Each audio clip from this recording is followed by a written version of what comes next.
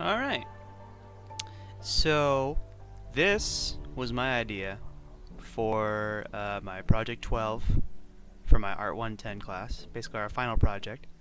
It was to be an extension of one of our older projects, and basically I chose that I'm going to try and extend the vlog project. And the way that I'm going to do that is now, instead of just talking about myself for like 30 seconds, I am going to talk about myself as well as the things I like to do, such as play this game right here called Anno 2070 in a sort of weird let's play kind of way at the same time. So yeah, this game called Anno 2070, I'm playing it on PC.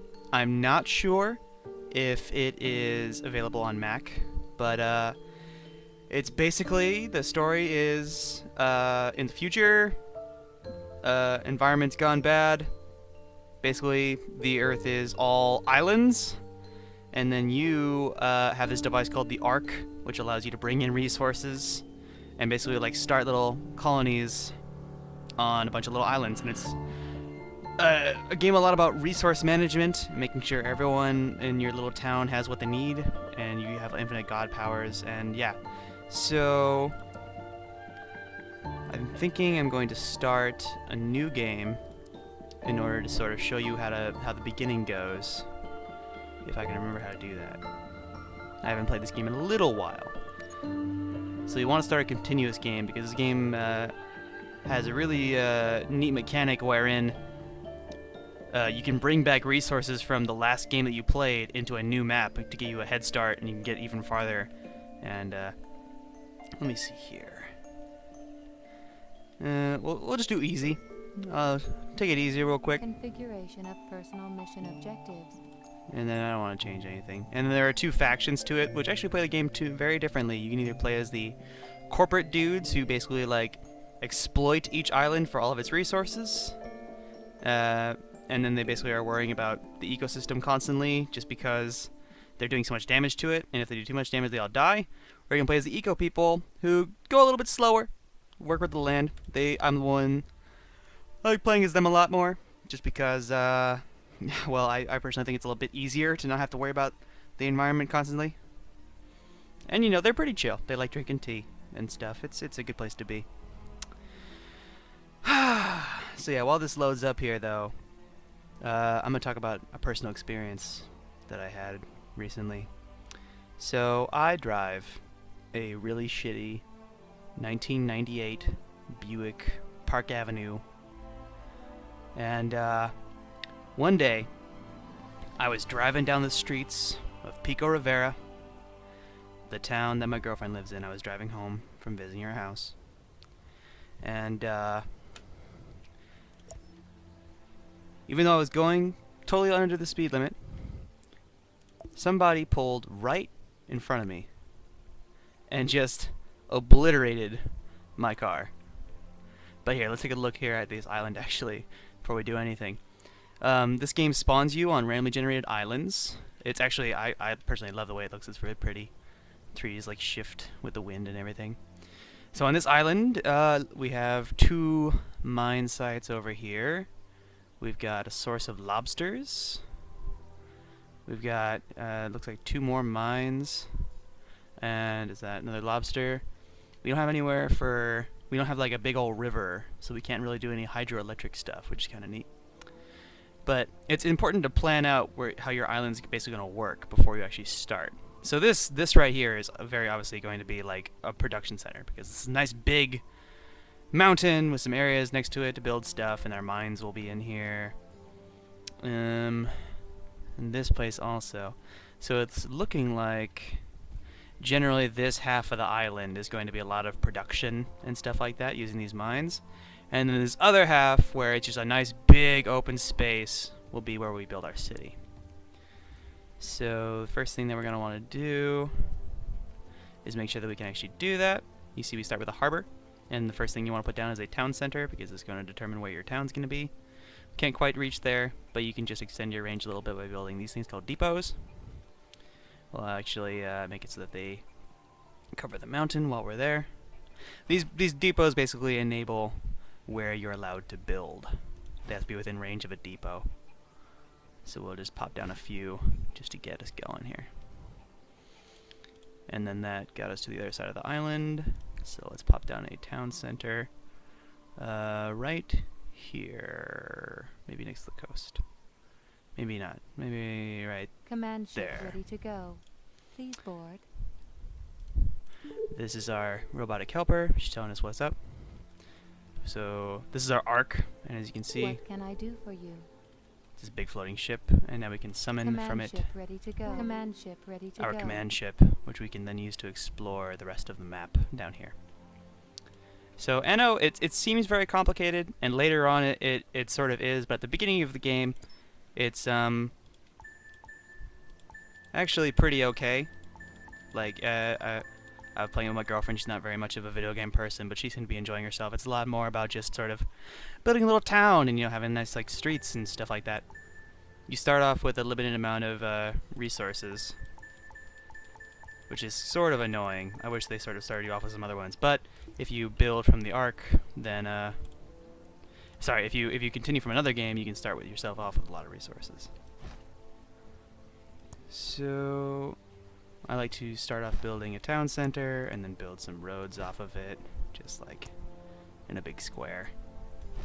And then the first thing you want to build is some houses.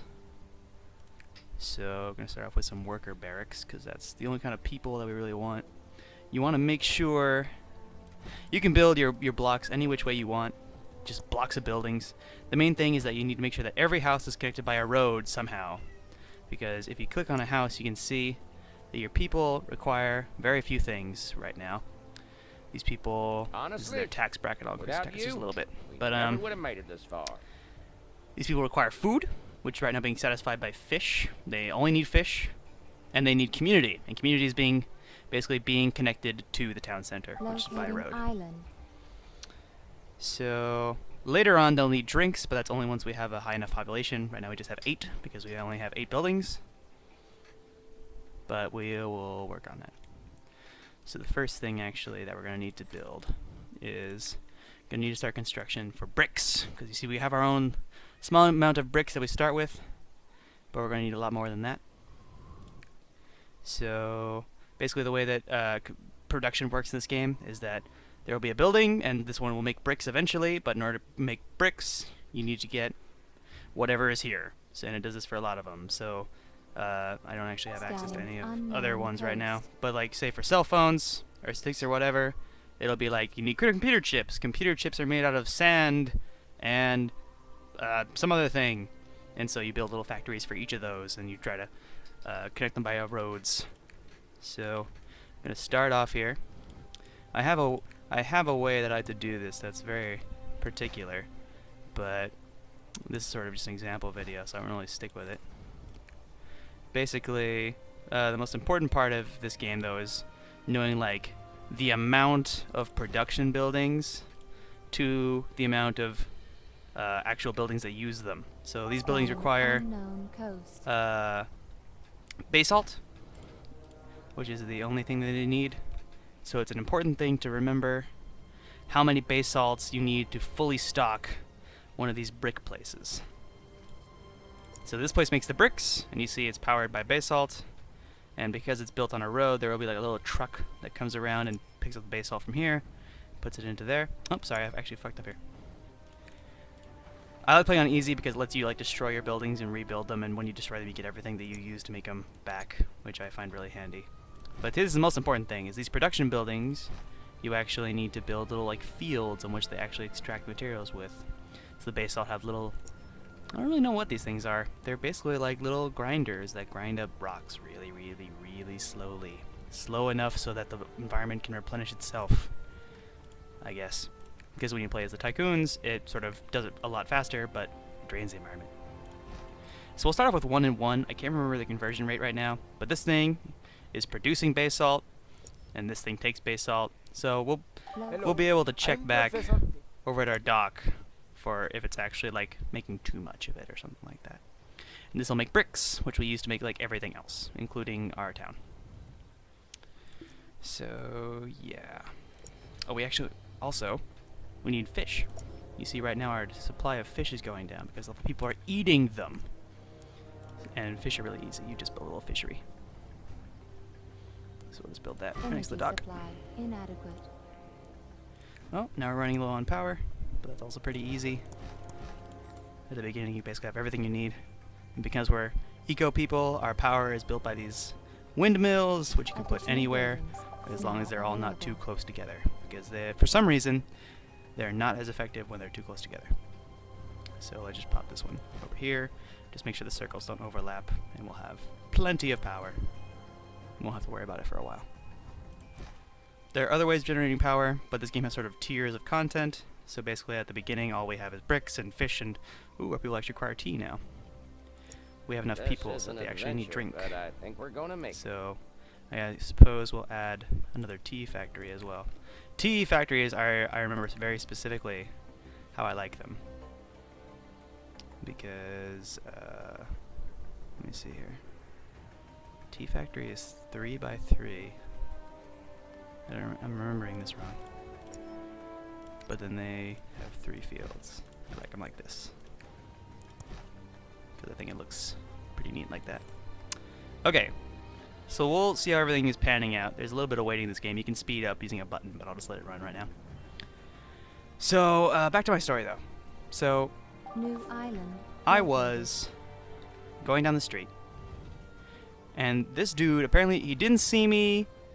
It was a lady who was actually visiting from China, so she had a rental car and everything, and she just basically, she turned right in front of me. She was coming the opposite direction and made a left turn directly in front of me. So there was nothing I can do. Like, I was already too close. My car's really shitty and old. Couldn't pull on the brakes. And I hit her. I hit her. At the time, I didn't claim any damage on my vehicle because it didn't look like there was any. My car looked totally fine. The front end wasn't hurt at all. Just, I don't know. It didn't look like anything was fine. Now, a couple days later was when I first started noticing an issue. I could tell that it was caused by the accident because it first started happening, like, after the accident. But my car's alignment started going off. The wheels, in order to actually be moving straight, I would have to turn the wheel slightly to the left.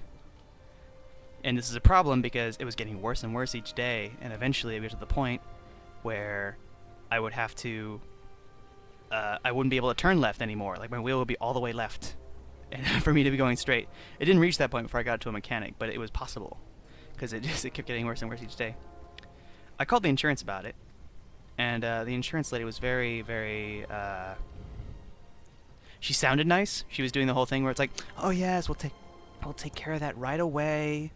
You just claim that as damage and bring it into the auto body shop, and everything should be great. And I was like, oh, that's just fantastic. I'm so glad I don't have to deal with this problem. I was so afraid it was going to be like this big deal, and she's like, oh yeah, no, it's not a big deal. So I take it into the auto body shop. I bring it in. The guy takes one look at my car, and he goes, hey, where's the damage to your bumper? Coast. And I go, what? He's like, yeah, the insurance called, and they said you had some damage to your front bumper. And I was like, no, that is not actually what happened at all. Like, and that is not even what I told them happened. That's interesting. I wonder why they would have said that. So I called the insurance people up. And basically the insurance lady told me, oh yeah, well, because you made impact with the other vehicle, with the front of your vehicle, because, you know, they turned in front of me. And it wasn't my fault. I filed a police report and everything, and they basically were like, oh yeah, well, you're not at fault for this accident. Okay, cool. But because the front of my vehicle made contact with her vehicle, according to the insurance company, the damage to my car should have been to the front of my car. So, long story short, like a week later, after I had left my car with the auto body shop, I got a call from the auto body shop saying, hey, when are you going to come pick up your car? And I went, oh, is it fixed? And they said, no, we haven't even been working on it. Your insurance never, like, authorized us to work on your car. And I went, that's strange. So I called the insurance lady up, and she's like, oh yeah, well, the first day that your car was in the shop, the auto body shop told us that the damage that was caused to your car couldn't have been caused by the accident. Sorry we didn't tell you earlier. So my car has apparently been sitting in the shop for a week with absolutely nothing being done to it and no plans to ever do anything to it. So yeah, that was a little grating. It was. But at the time I was still optimistic. And basically, I talked to the insurance lady again, and she did the exact same sort of thing, where she's just like, oh, yeah, I understand where you're coming from. You know, the damage started right after the accident. We'll take care of that right away. I'm going to talk to the auto body shop. We'll get it all taken care of. I go, okay, great. She's going to talk to the auto body shop. She's going to let them know that, well, I mean, obviously it was caused by the accident. It happened directly after the accident, right? That makes sense. And I mean, they kept saying, we'll take care of the damage to the front of your car. And I'm like, well, it's not really the front of my car. Remember, it's my alignment. I've been saying since the very beginning here that my alignment has some problems. She goes, okay. Another week passes. I've been driving the rental car the whole time. It's fine. It was a Dodge Challenger, which apparently is just like the most common rental car ever. I had never seen one before, but now I see them everywhere, and like everyone seems to be renting one. So, another week passes. I get another call from the auto body shop saying, hey man, seriously, your car has been here a long time. Are you going to come pick it up? And I ask them again, and I say, well, has it been fixed? And they say, no, we're still not going to work on it. The insurance told us not to work on it. And I go, well, that's interesting. The insurance didn't tell me you weren't going to work on it. That hologram is making me dizzy. So, I called the insurance again. And the lady basically said, like, oh yeah, well, I talked to my manager. And my manager said, that, yeah, the damage to your car could not have been caused by the accident. So we never really gave the... we never actually gave the auto body shop the go-ahead to fix your car. And at this point, it had been 2 weeks of them not fixing my car, and I gotta be honest, I was a little mad. I was pretty mad, okay? Like if someone had come up to me and asked me, you mad bro? The answer would have been a resounding yes. But I was trying to keep my cool, and I told the lady, so at this point in time, you are not going to do anything to help me fix my car. And the lady said to me, no, it's okay. We will fix all the damage to your bumper. And before, I was a little mad. But at that exact moment in time, I became very, very mad. I shouted at the lady. I know, in hindsight, obviously, I shouldn't have done that. It was a terrible thing to do. She didn't deserve that. She's just doing her job. But just, oh my god, I was livid at the time because I had been talking to these people for weeks, telling them that my bumper was absolutely fine and they should leave it alone. But they just kept insisting that since the front of my car was the thing that hit the person, obviously the only thing that could be damaged was the front of my car. And that was their reasoning for not fixing my car as well, was that the alignment is apparently caused by like something going wrong with your wheels, like literally your wheels being bent, and that there's no possible way, this is the exact words of the auto body shop, is there's no possible way that damage could be caused to that by hitting someone with your front bumper. And you know, they kept saying hitting people with your front bumper as if I didn't like make contact with them with an enormous motorized metal monstrosity, you know? So I was pretty mad. I didn't agree with her. We got into words, and she eventually hung up until finally asked my mom for some advice, and she said, well, take it into another shop for a second opinion. And I took it into another shop for a second opinion. That guy basically agreed with me. It's like, well, yeah, I mean, anything can happen, right? I mean, you're hitting people with a car. I'm like, well, that's what I've been saying, but... so he basically, like, he kind of agreed with me, but he can't... It's one of those things where you can't empirically prove it. So he couldn't just straight up come out and say, like, oh, yeah, well, this is definitely from the thing. So basically, second opinion didn't help. And what I ended up having to do was I had to like come crawling back basically, and I said, okay, I understand it wasn't caused by the accident, like biting my words as they came out, and then something along the lines of like, but will you please still fix my car if I say it was my fault? And they went, okay, we'll do that for you. So in the end, my car was actually fixed. I'm driving it now, but I had to pay the $500 deductible, even though it wasn't my fault. $500 is a lot for me, in case you couldn't figure it out before. So yeah, this is my idea for the final project. A bit of a vlog, a bit of an evolution of the vlog, in that we're playing this game here. If you like the game, you can pick it up on Steam. It's pretty chill, just building buildings, making sure everyone's got what they need, you know. You can speed it up, doing a lot faster than what I'm doing. I just like to sort of, I don't know, I guess the word wouldn't be veg out, but I like to sort of chill out while I play the game and let my civilization come together. As you can see, we've been playing it for only a little bit, and we've got like a little bit of a production thing going on down here. We got the beginnings of a city over here. That's why I built more brick things. I wanted to start building houses faster. But and as you play through the game, your people will need more and more things. Eventually, you can upgrade to like higher classes of people. So right now, these are all basically farmers, and they just need simple things and simple lives. But you'll get upgraded people that require upgraded things. So they don't just want fish. They don't want to just eat fucking fish straight out of the ground. They want to eat sushi.